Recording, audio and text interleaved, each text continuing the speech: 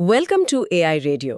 आज हम डिस्कस करेंगे द हिंदू के 15 मई 2026 के most important current affairs UPSC exam perspective के साथ। हाँ, और हमेशा की तरह इस इन-डेप्थ चर्चा में हमारा मिशन सिर्फ खबरें पढ़ना नहीं है।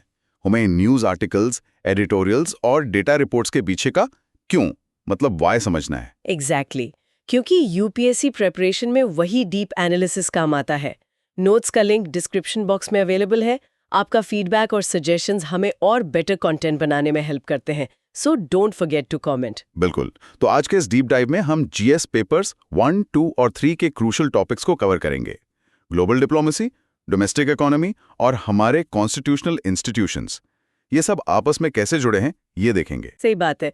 तो शुरुआत करते हैं पॉलिटी और गवर्नेंस से। मुझे एक एनालॉजी याद आ रही है। सोचिए, अगर किसी क्रिकेट मैच का अंपायर किसी एक टीम का ही मेंबर हो, तो क्या दूसरी टीम को मैच फेयर लगेगा? यकीनन नहीं। अंपायर का न्यूट्रल होना तो सबसे बेसिक रूल है किसी भी गेम का। राइट। और किसी भी खेल में, और खासकर हमारे डेमोक्रेसी में, फेयरनेस सिर्फ होनी नहीं चाहिए बल्कि दिखनी भी चाहिए। आज हमारी चर्चा का पहला फोकस बिल्कुल यही है।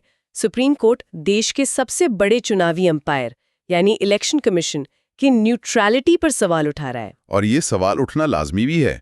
देखिए, जब एक कॉन्स्टिट्यूशनल इंस्टीट्यूशन पर डाउट आता है ना, तो उसका असर पूरे डेमोक्रेटिक सिस्टम पर पड़ता है। सुप्रीम कोर्ट फिलहाल 2023 के उस एक्ट पर सुनवाई कर रहा है जिसने चीफ इलेक्शन कमिश्नर और दूसरे ईसीज के अपॉइंटमेंट पैनल का पूरा स्ट्रक्चर ही बदल दिया है। हाँ, जहां तक मुझे याद है, पहले अनूप बारनवाल केस में सुप्रीम कोर्ट ने एक स्टॉप गैप अरेंजमेंट दिया था, है ना? बिल्कुल सही याद है आपको।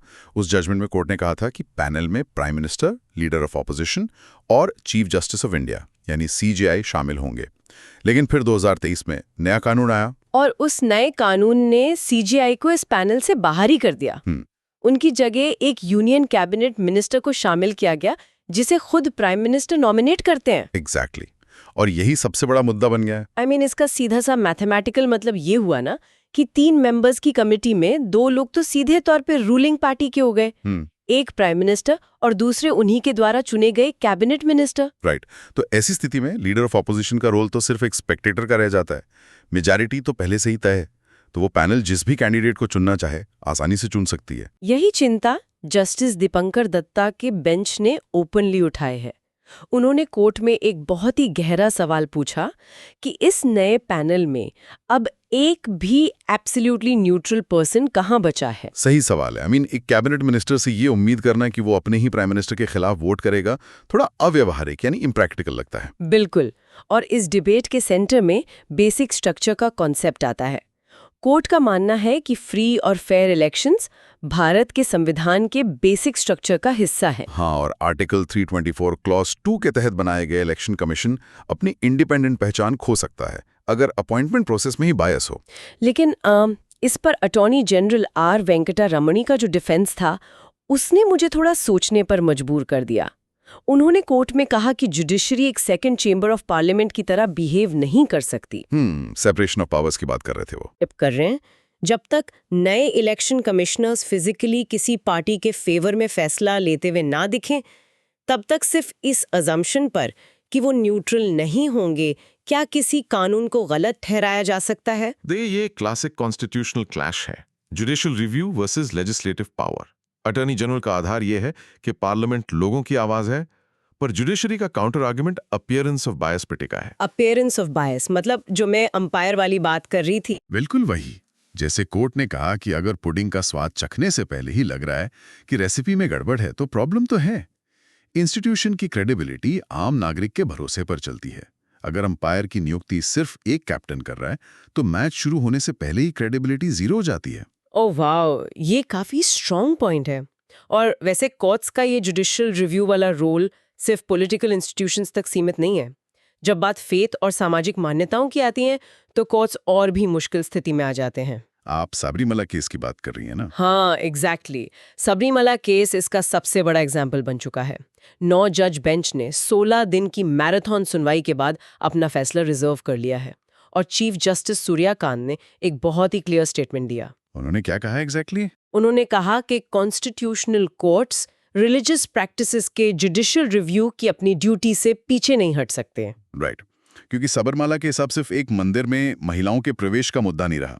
ये इस बात का लिटमस टेस्ट बन गया है कि क्या एक मॉडर्न सेक्युलर कॉन्स्टिट्यूशन सदियों पुरानी रिलीजियस प्रैक्टिसेस को डिक्टेट कर सकता है या नहीं। यहाँ दो कॉन्सेप्ट्स टकरा रहे हैं ना, एसेंशियल रिलीजियस प्रैक्टिसेस और जुडिशियल रिस्ट्रेंट। हाँ बिल्कुल। एक तरफ ये क्लेम है कि कुछ प्रैक्टिसेस धर्म का अनिवार्य हिस्सा हैं और आर्टिकल 25 के तहत प्रोटेक्टेड हैं, पर दूसरी तरफ कोर्ट्स देखते हैं कि क्या ये प्रैक्टिसेस आर्टिकल 14 या 21 यानी राइट टू इक्वालिटी और लाइफ के खिलाफ तो नहीं है। पर क्या सोशल रिफॉर्म लाने की प्राइमरी जिम्मेदारी जुडिशरी की है?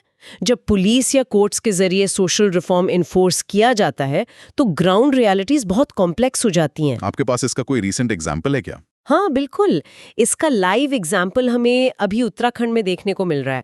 यूनिफॉर्म सिविल कोड यानी यूसीसी लागू होने के बाद वहां निकाह हलाला का पहला केस दर्ज हुआ है। एक महिला शबाना ने कंप्लेंट दर्ज कराई है। उन्होंने डाउरी की मांग और निकाह हलाला जैसी प्रैक्टिस के लिए दबाव डालने का आरोप लगाया है। देखिए, इस केस का मैकेनिज्म समझना एस्पिरेंट्स के लिए बहुत जरूरी है। पहले क्या होता था कि पर्सनल लॉज और स्टेट के क्रिमिनल लॉज अलग-अलग साइलोज में ऑपरेट करते थे। राइट, अलग-अलग डब्बों में। एग्जैक्टली। लेकिन यूसीसी लागू होने से ये दीवार गिर गई है। अब एक ऐसी रिलीजियस प्रैक्टिस जिसे पहले रिलीजियस इंटरप्रिटेशन के दायरे में देखा जाता था, उस पर अब सीधे तौर पर स्टेट लॉ लागू हो रहा है। शबाना वाले केस में पुलिस ने इस प्रैक्टिस को भारतीय न्याय संहिता यानी बीएनएस के क्रिमिनल सेक्शंस और डाउरी लॉज के साथ क्लब कर दिया है। तो मतलब जब एक सेक्युलर स्टेट पर्सनल लॉज में दखल देता है तो सिविल मैटर्स भी डायरेक्ट लॉ एंड ऑर्डर और क्रिमिनल प्रोसिक्यूशन का मुद्दा बन जाते हैं। ये तो काफी बड़ा शिफ्ट है। बहुत बड़ा शिफ्ट है। और ये डोमेस्टिक टेंशन्स अपने आप में काफी कॉम्प्लेक्स हैं, पर किसी भी देश का इंटरनल सिस्टम तभी ठीक से काम कर सकता है जब एक्सटर्नल एनवायरनमेंट स्टेबल हो। सही कहा। और ग्लोबल स्टेज पर आजकल रूल्स तो बिल्कुल ही बदल रहे हैं। Here's where it gets really interesting. अगर हम डोमेस्टिक टेंशन से निकलकर जियोपॉलिटिक्स को देखें तो बीजिंग के टेंपल ऑफ हेवन में यूएस प्रेसिडेंट डोनाल्ड ट्रंप और चाइनीज प्रेसिडेंट शी जिनपिंग की जो मुलाकात हुई है वो पूरी दुनिया के लिए एक टर्निंग पॉइंट है। हाँ, और इंटरनेशनल मीडिया इस मीटिंग को एक अनईजी ट्रूस कह रही है। Uneasy truce? कैसा ट्रूस? देखिए, इस ट्रूस का बड़ा हिस्सा ट्रेड टैरिफ्स और टेक वॉर्स पर एक टेम्पररी ठहराव को लेकर है, लेकिन यहाँ सबसे बड़ा फ्लैश पॉइंट ताइवान है। प्रेसिडेंट शी जिनपिंग ने ओपनली वॉर्न किया है कि अगर ताइवान इशू सही से हैंडल नहीं हुआ तो सीधे क्लैशेस और कॉन्फ्लिक्ट्स हो सकते हैं। बाप रे। और यूएस के secretary of state Marco Rubio ने बाद में क्लियर भी किया कि अमेरिका का स्टैंस बदला नहीं है। तो इफेक्टिवली एक नया बाइपोलर पावर स्ट्रक्चर बन रहा है दुनिया में। बिल्कुल। और इस बदलते हुए ग्लोबल पावर डायनामिक में भारत की पोजीशन बहुत इंटरेस्टिंग है। एक तरफ तो यूएस और चाइना ट्रूस कर रहे हैं, दूसरी तरफ इंडिया में हुई ब्रिक्स फॉरेन मिनिस्टर्स की मीटिंग में एक अलग ही नैरेटिव चल रहा है। वही ना, external affairs minister S Jaishankar ने वहां बहुत क्लियर स्टेटमेंट्स दिए। उन्होंने अमेरिका का डायरेक्ट नाम लिए बिना यूनिलैटरल कोअर्सिव मेजर्स यानी सैंक्शंस का कड़ी शब्दों में विरोध किया। और साथ ही उन्होंने गाजा कॉन्फ्लिक्ट पर 2 स्टेट सॉल्यूशन का पुरजोर समर्थन भी किया। हाँ, अब आप खुद सोचें, जब स्टेज पर रशिया के सर्गे लावरोव और ईरान के अब्बास अराची बैठे हों और भारत का फॉरेन मिनिस्टर सैंक्शंस को इंटरनेशनल लॉ के खिलाफ बताए, तो ये यूएस के लिए एक डायरेक्ट मैसेज है ना। इस अप्रोच को डिप्लोमेटिक सर्कल्स में स्ट्रैटेजिक ऑटोनॉमी कहा जाता है। एस्पिरेंट्स को ये टर्म जीएस पेपर 2 के लिए अच्छे से समझ लेनी चाहिए। ब्रिक्स अब सिर्फ एक इकोनॉमिक ग्रुपिंग नहीं बचा है, ये एक जियो इकोनॉमिक अलायंस बन चुका है जो वेस्टर्न डोमिनेंस और डॉलर सेंट्रिक ट्रेड को चैलेंज कर रहा है। पर मेरा यहाँ एक काउंटर आर्ग्यूमेंट है। मैं थोड़ा पुशबैक देना चाहूंगी इस पर। बोलिए। क्या हम इस स्ट्रेटेजिक ऑटोनॉमी के चक्कर में एक डेंजरस टाइट रोप वॉक नहीं कर रहे हैं? एक स्पेसिफिक डेटा पॉइंट लेते हैं। यूएस ने रशियन ऑयल पर जो एग्जेम्पशन या वेवर दिया था वो अब खत्म होने वाला है, और फिगर्स बताते हैं कि इंडिया अभी भी रशिया से लगभग 1.96 million barrels per day crude oil import कर रहा है। डेटा तो सही है आपका। तो मेरा सवाल ये है, क्या सच में इंडिया जैसा देश सुपर पावर अमेरिका के गुस्से को नजरअंदाज करके इतना बड़ा रिस्क उठा सकता है? देखिए, ये रिस्क लेने का शौक नहीं है, ये मजबूरी है। एनर्जी सिक्योरिटी किसी भी देश के मैक्रो इकोनॉमिक स्टेबिलिटी की नींव होती है। रशियन क्रूड ऑयल पर आज भी जो डिस्काउंट मिल रहा है उसने भारत को एक मैसिव एनर्जी शॉक से बचा रखा है। अच्छा, मतलब अगर हम रशिया से ना लें तो क्या होगा? अगर इंडिया कल अचानक से 2 मिलियन बैरल्स मिडल ईस्ट से खरीदने जाए तो ग्लोबल ऑयल प्राइसेस आसमान छू लेंगे। यूएस सैंक्शंस का डर जरूर है, लेकिन भारत यहाँ स्मार्ट डिप्लोमेसी का इस्तेमाल कर रहा है। एक तरफ हम रशिया से ऑयल ले रहे हैं और ठीक दूसरी तरफ हम यूएस और फ्रांस के साथ बड़े डिफेंस और टेक एग्रीमेंट साइन कर रहे हैं। ओह आई सी। तो भारत का स्टैंड क्लियर है कि हमारी डोमेस्टिक इकोनॉमी हमारी फॉरेन पॉलिसी डिक्टेट करेगी, किसी दूसरे देश के सैंक्शंस नहीं। एग्जैक्टली। और ये इकोनॉमिक मजबूरी कितनी बड़ी है, इसका अंदाजा हमें हाल ही के डेटा से लगता है। ग्लोबल सप्लाई चेन्स कोई हवाई कॉन्सेप्ट तो है नहीं। हाँ, इनका असर सीधा आम आदमी की थाली पर पड़ता है। और इसका डायरेक्ट प्रूफ है अप्रैल महीने का होलसेल प्राइस इंडेक्स यानी WPI इन्फ्लेशन डेटा। ये 8.3% पर पहुंच गया है, जो कि पिछले 42 महीनों का सबसे हाईएस्ट लेवल है। और अगर हम इस इन्फ्लेशन के मैकेनिज्म्स को समझें तो इसका डायरेक्ट कनेक्शन उन्हीं ग्लोबल कॉन्फ्लिक्ट से है जिनकी हमने अभी बात की। WPI का मेन ड्राइवर है क्रूड ऑयल और नेचुरल गैस की कीमतों में 67.2% का बड़ा उछाल।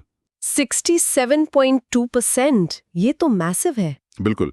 इस इन्फ्लेशन का ट्रांसमिशन इफेक्ट समझना जरूरी है। जब वेस्ट एशिया में कॉन्फ्लिक्ट बढ़ता है तो शिप्स को लंबा रूट लेना पड़ता है, इंश्योरेंस प्रीमियम्स बढ़ जाते हैं और गैस एक्सपेंसिव हो जाती है। ये डायरेक्ट कॉस्ट इंडियन फैक्ट्रीज को बेयर करनी पड़ती है। तो मतलब अभी हम एक अजीब सा डाइवर्जेंस देख रहे हैं।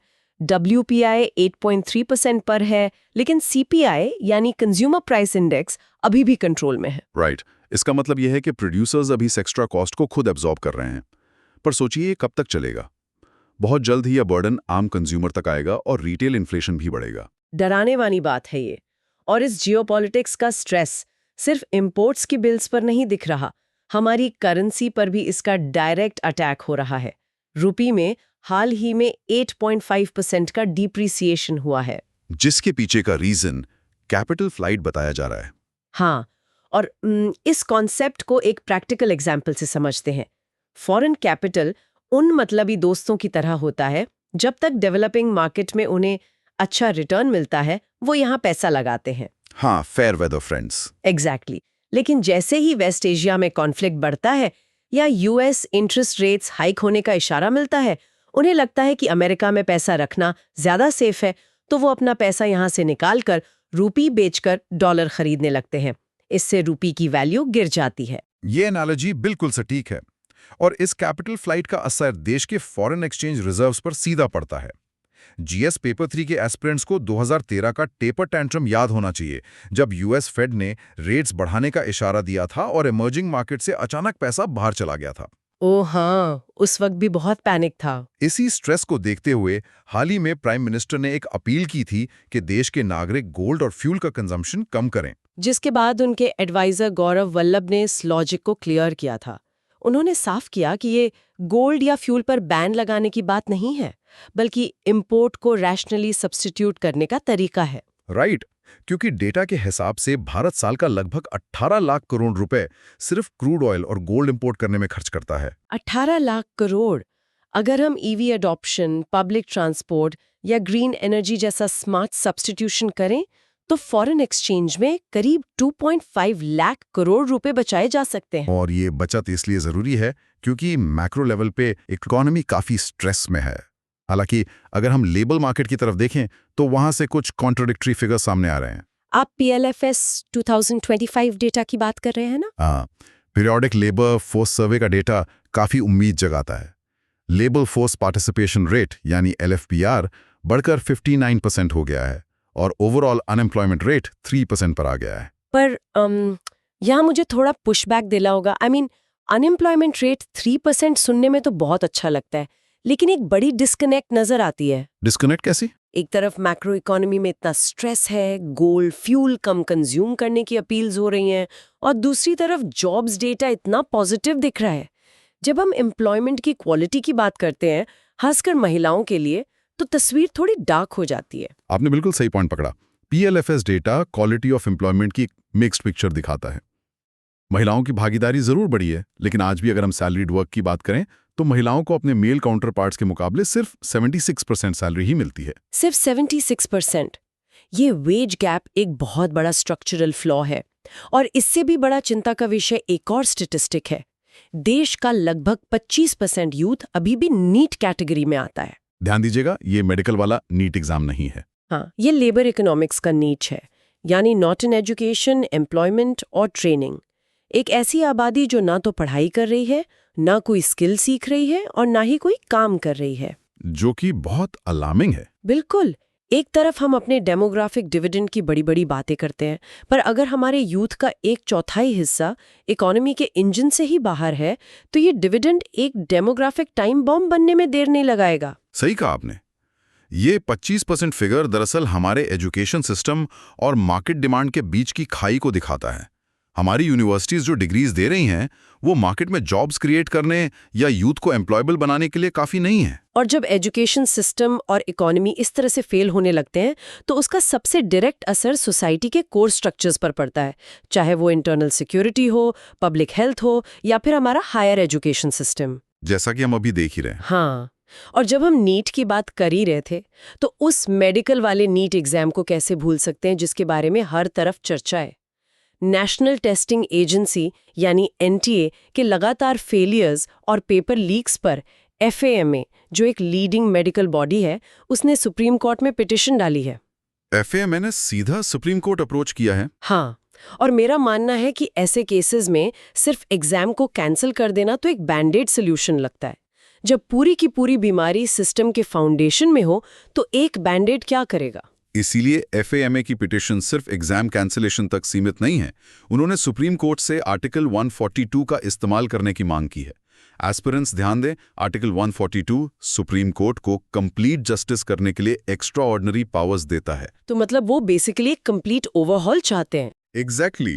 पिटिशनर समझा रहे हैं कि एग्जाम लीक्स कोई आइसोलेटेड चूक नहीं है, बल्कि सिस्टम डिजाइन का बेसिक फेलियर है। एनटीए आज भी एग्जाम्स कंडक्ट करवाने के लिए लोएस्ट बिडर प्राइवेट कॉन्ट्रैक्टर्स पर डिपेंड करती है। उनकी साइबर सिक्योरिटी वीक है और इंफ्रास्ट्रक्चर पुराना।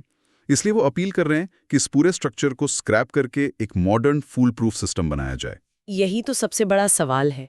क्या हम पुराने जंग खा चुके सिस्टम्स पर कुछ ज्यादा ही डिपेंड कर रहे हैं, बिना उन्हें आज की मॉडर्न रियलिटीज के हिसाब से अपग्रेड किए? और यह सिर्फ एजुकेशन में नहीं है, पब्लिक हेल्थ को देखें तो वहां भी यही हाल है। आप WHO की नई रिपोर्ट रेफर कर रही हैं? हाँ, उसके आंकड़े सुनकर तो किसी के भी होश उड़ सकते हैं। 2020 से 2023 के बीच ग्लोबल लेवल पर कोविड-19 की वजह से 22.1 मिलियन एक्सेस डेथ्स हुई हैं। ये एक्सेस डेथ्स ऑफिशियल काउंटिंग से कई गुना ज्यादा हैं। ये डेटा सिर्फ पुरानी फेलियर्स को नहीं दिखाता, बल्कि आने वाले क्राइसिस के प्रति हमारी अनप्रिपेयर्डनेस को भी हाईलाइट करता है। हमारा health infrastructure global pandemics handle करने के लिए डिजाइन ही नहीं था। बिल्कुल नहीं था। और अब हमारे सामने एक और बड़ा पब्लिक हेल्थ क्राइसिस खड़ा है, क्लाइमेट चेंज की वजह से। एक इंटरेस्टिंग डिस्कशन अभी पॉलिसी सर्कल्स में चल रही है, जिसे नेशनल कूलिंग डॉक्ट्रिन कहा जा रहा है। GS पेपर 3 के क्लाइमेट और एनवायरनमेंट पार्ट के लिए ये कॉन्सेप्ट जरूरी है। हाँ, ये कॉन्सेप्ट काफी नया और जरूरी है, क्योंकि जिस तरह से हीट वेव्स और एक्सट्रीम टेम्परेचर्स हर साल बढ़ रहे हैं, AC या कूलिंग अब कोई लग्जरी नहीं रह गई है। राइट। नेशनल कूलिंग डॉक्ट्रिन इस बात पर जोर देता है कि एक सेफ इंडोर टेम्परेचर को अब आम नागरिक का पब्लिक हेल्थ एंटाइटलमेंट यानी बुनियादी हक माना जाना चाहिए। और ये लॉजिकली सही भी है, क्योंकि जब इकोनॉमी का पहिया चलाने वाले कंस्ट्रक्शन वर्कर्स या फैक्ट्री वर्कर्स एक्सट्रीम हीट में काम करते हैं, तो इसका असर सिर्फ उनके प्रोडक्टिविटी पर नहीं, उनके सर्वाइवल पर पड़ता है। वही ना। और जब पब्लिक हेल्थ, एजुकेशन और इकोनॉमी इतने हेवी स्ट्रेस में आते हैं, तो सोसाइटी में जो फॉल्ट लाइंस पहले से होती हैं वो और भी गहरी हो जाती हैं। इंटरनल सिक्योरिटी पर इसका सबसे भयानक असर हम मणिपुर में देख रहे हैं। मणिपुर की सिचुएशन तो बहुत ही ट्रैजिक और कॉम्प्लेक्स है। हाँ, वहाँ एक बार फिर से स्थिति बेहद चिंताजनक हो गई है। 38 कुकी और नागा लोगों को हॉस्टेज बनाया गया है, जिसमें से 4 की मौत हो चुकी है। ये दिखाता है कि जब स्टेट कैपेसिटी डाउन होती है, तो एथनिक लाइंस पर सोसाइटी कितनी जल्दी टूट सकती है। मणिपुर का ये मुद्दा इतना कॉम्प्लेक्स इसलिए है क्योंकि कन्वेंशनल पुलिसिंग मेथड्स वहाँ पूरी तरह से फेल हो चुके हैं। जब दो कम्युनिटीज के बीच ट्रस्ट डेफिसिट इतना बड़ा हो, तो सिविल एडमिनिस्ट्रेशन पैरालाइज्ड हो जाता है। तो अब आगे क्या हो रहा है वहाँ? ऐसे में सरकार अब उन इंसर्जेंट ग्रुप्स की मदद ले रही है जिनके साथ सस्पेंशन ऑफ ऑपरेशंस यानी SOO एग्रीमेंट साइन हुआ था, ताकि किसी तरह से पीस एस्टैब्लिश की जा सके और हॉस्टेजेस को सेफली छुड़ाया जा सके। पर SOO मैकेनिज्म का यूज करना खुद में ये दिखाता है कि ग्राउंड जीरो पर फॉर्मल गवर्नेंस स्ट्रक्चर्स अपना असर खो चुके हैं, है ना? बिल्कुल। मणिपुर क्राइसिस सिर्फ एक लॉ एंड ऑर्डर प्रॉब्लम नहीं है, ये आइडेंटिटी, रिसोर्स शेयरिंग और हिस्टोरिकल ट्रॉमा का एक बहुत कॉम्प्लेक्स मैट्रिक्स है। ऐसे में स्टेट को सिर्फ फोर्स नहीं बल्कि डीप पॉलिटिकल रेजोल्यूशन की जरूरत पड़ती है। राइट। तो इस पूरी इन डेप्थ चर्चा को अगर हम एक धागे में पिरोने की कोशिश करें तो एक क्लियर पिक्चर सामने आती है हमारे सुनने वालों के लिए। हमने देखा कि किस तरह सुप्रीम कोर्ट के सामने इलेक्शन कमीशन और रिलीजियस लॉज जैसे बेसिक कॉन्स्टिट्यूशनल टेस्ट्स खड़े हैं। हाँ, और ग्लोबल लेवल पर यूएस चाइना की राइवलरी, यूएस सैंक्शंस और इंडिया की डिप्लोमेटिक मजबूरियां कैसे आपस में कनेक्ट होकर हमारी WPI इन्फ्लेशन और फॉरेक्स रिजर्व्स को सीधा हिट करती हैं। एग्जैक्टली। और इस सब के नतीजे के रूप में आखिर में स्ट्रेस कहाँ आता है? हमारे एम्प्लॉयमेंट डेटा पर, NTA के एग्जाम स्ट्रक्चर पर और मणिपुर जैसी इंटरनल सिक्योरिटी चैलेंजेस पर।